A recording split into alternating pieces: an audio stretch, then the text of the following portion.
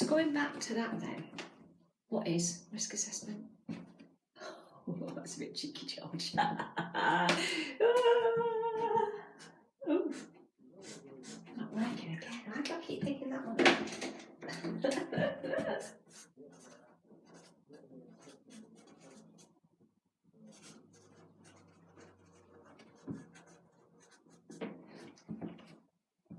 Mary? Yeah, you don't know?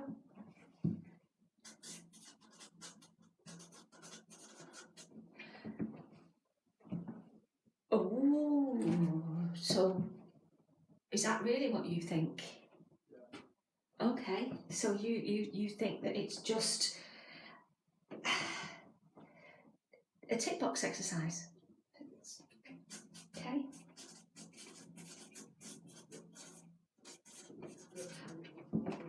Why'd you say that?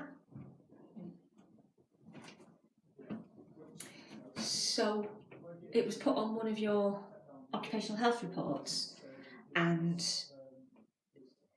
you got back and your manager actually said, oh, that's just there. That is okay. How do you feel about that? Okay. Okay. So, anybody else? This isn't a section of the workshop on risk assessments per se. That's a whole other area of work. But risk assessments are there to maintain health and safety in the workplace. Yeah, your employers have a responsibility, a legal responsibility, to look after your well-being in the workplace and not cause you harm. Risk assessments are a way of looking at what the hazards and the risks are, assessing what the risks are relating to them, and putting in some strategies, measures to help to stop them becoming problematic.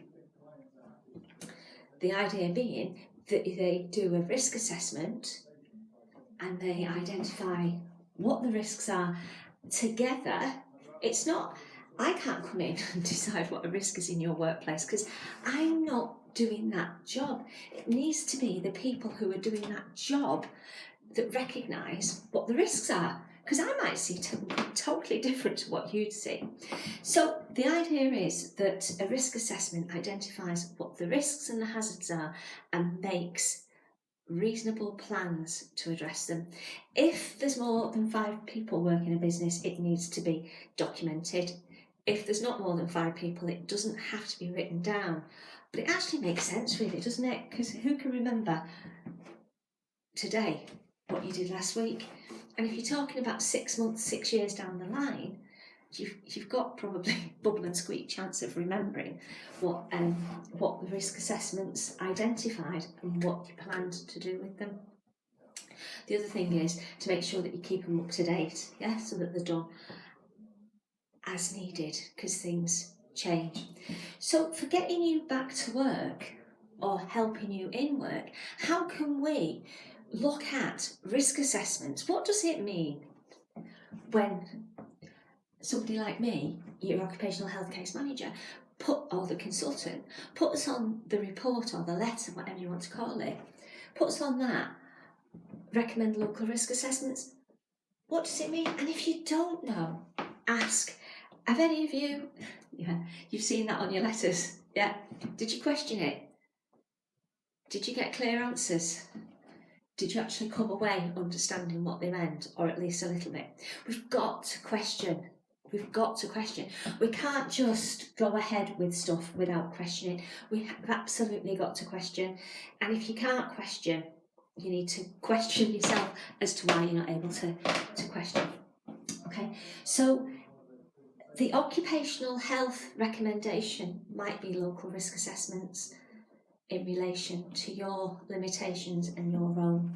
And that's where I want you to be able to identify what your abilities are, your capabilities, what your limitations are, what your limitations might be short term. So this week, this month, this quarter, this year, and what they might be longer term. Yeah, if you can identify what your limitations are and might be, then you should be able to have a sensible discussion and exploration with your manager about how that affects you with your role. Looking at what we call reasonable adjustments, and it's reasonable for a reason.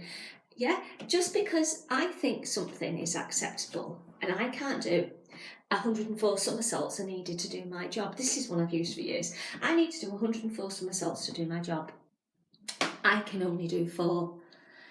Is it reasonable for my manager to support me to just do 4 of those somersaults? Who is going to do the other 100? Is it reasonable for me to expect that somebody else is going to do my 100?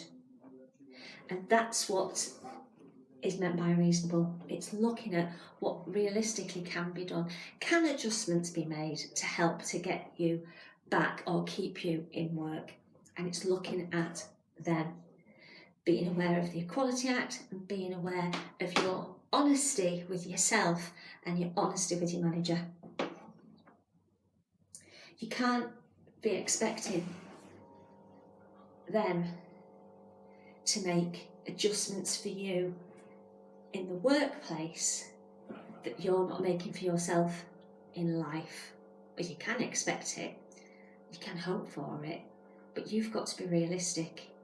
If you can't carry those bags of shopping when you've got that responsibility for your life, how do you expect to be doing something that equates to that as part of your role? Yeah.